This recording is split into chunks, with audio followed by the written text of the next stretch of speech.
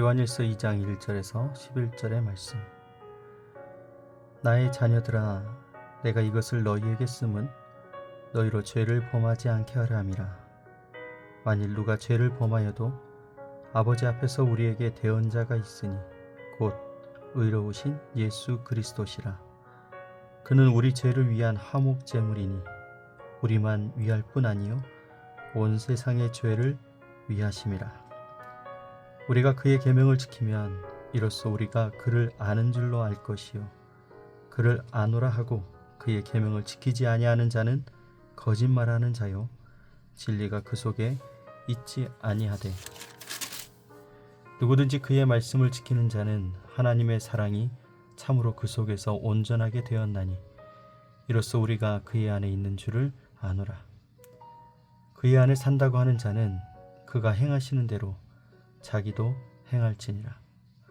사랑하는 자들아, 내가 새 계명을 너희에게 쓰는 것이 아니라 너희가 처음부터 가진 옛 계명이니 이 옛 계명은 너희가 들은 바 말씀이거니와 다시 내가 너희에게 새 계명을 쓰노니 그에게와 너희에게도 참된 것이라. 이는 어둠이 지나가고 참빛이 벌써 비침이니라.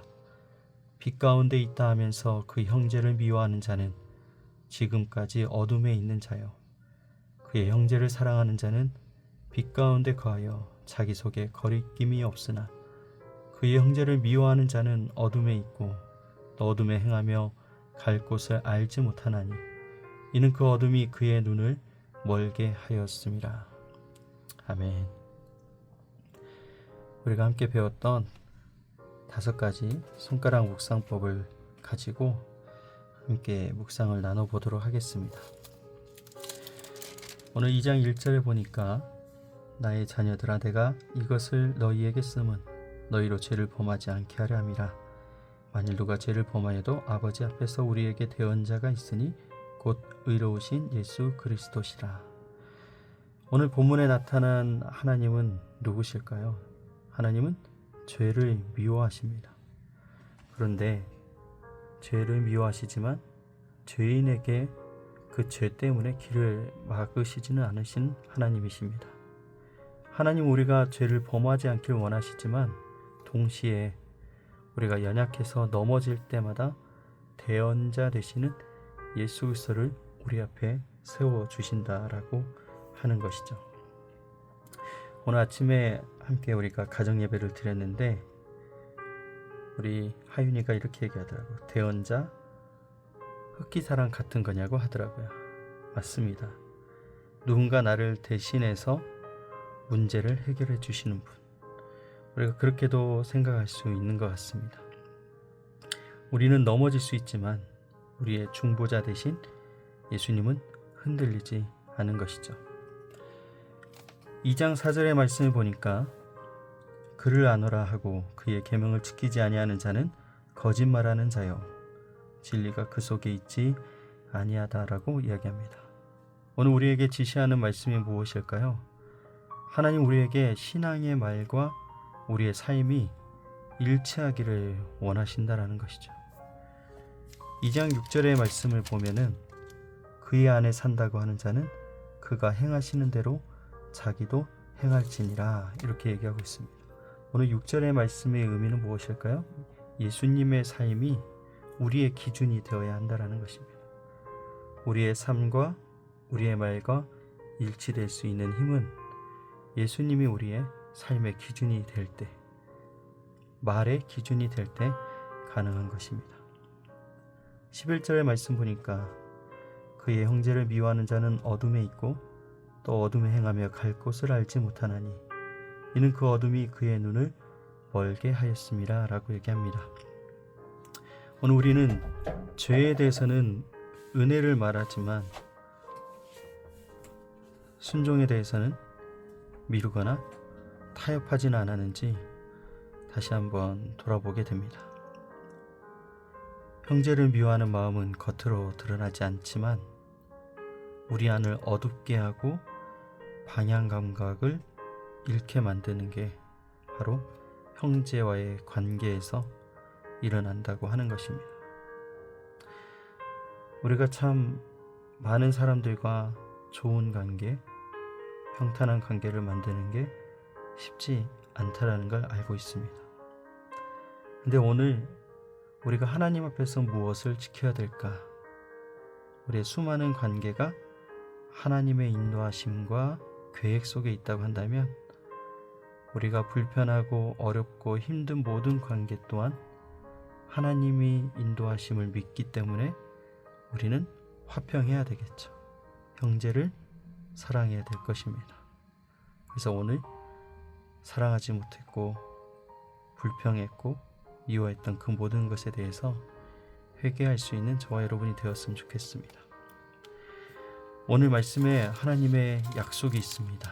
위로와 소망과 기대가 되는 말씀이 오늘 우리에게 있는데, 오늘 말씀의 가장 큰 위로는 무엇이냐면 1절의 말씀 보면 만일 누가 죄를 범하여도 아버지 앞에서 우리에게 대언자가 있다라는 말씀입니다.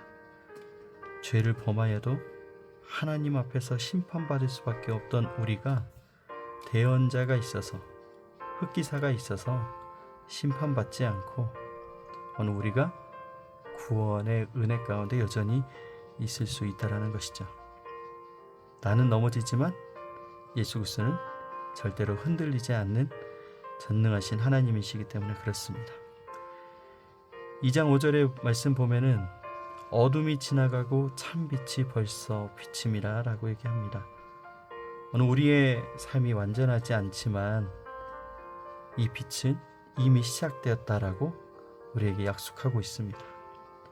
지금 우리는 혼란 가운데, 두려움 가운데, 고난의 시간을 보내고 있지만 하나님의 빛은, 이 하나님의 약속은 이미 시작되었다라는 것이죠.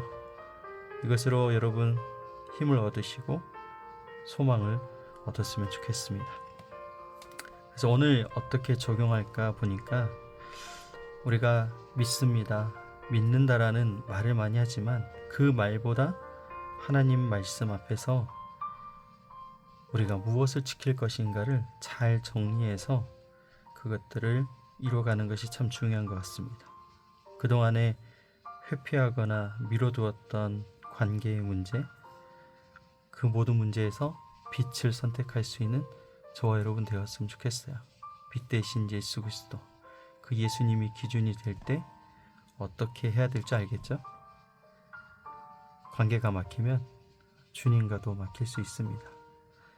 오늘 그 주님의 뜻하신 바 안에서 빛을 선택하는 우리가 되기 원합니다. 마지막으로 죄책감 앞에서 스스로 자신을 정죄하지 않았으면 좋겠습니다. 저도 오랫동안 이 죄책감의 문제 때문에 힘들었었는데, 나는 할 수 없고 부족하고 죄 많고 이런 약한 존재인데, 근데 오늘 말씀처럼 대언자 대신 예수님께 즉시 나아가기만 한다면 우리의 약함이 주님의 강함으로 돌아오게 될 것입니다. 현실은 약하고 두렵고 외로울 수 있습니다. 그러나 예수님께 바로 나아가는 이 연습이 오늘 우리를 살리게 될 줄 믿습니다.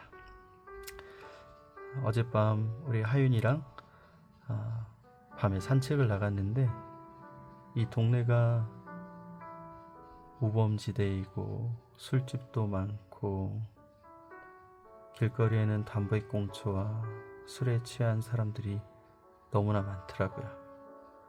추운 날씨에 하윤이와 꼭 부둥켜 안고 그 길들을 1시간 정도 걷고 돌아왔습니다. 아이들을 혼자선 절대 내보낼 수 없는 그런 위험한 곳이겠구나 라고 생각했습니다. 그런데 신기하게 그 중심에 오늘 이 선교관이 세워져 있더라고요. 외롭고 비천하고 나약한 그 자리, 죄가 많고 더럽고 추악한 자리에 바로 예수님의 십자가가 심겨져 있는 것 같았습니다. 사랑하는 여러분, 어디에 주님이 필요할까요? 건강한 자에게는 의원이 필요 없는 것처럼 약한 자인 오늘 우리에게 주님이 찾아오셨습니다. 예수님이 소망이 되어서 오늘 하루도 말씀 안에서 잘 마무리하시고 믿음으로 승리하시길 주님의 이름으로 축복합니다. 광야에 나온 양지원 목사가 오늘도 여러분에게 복음을 전합니다. 감사합니다.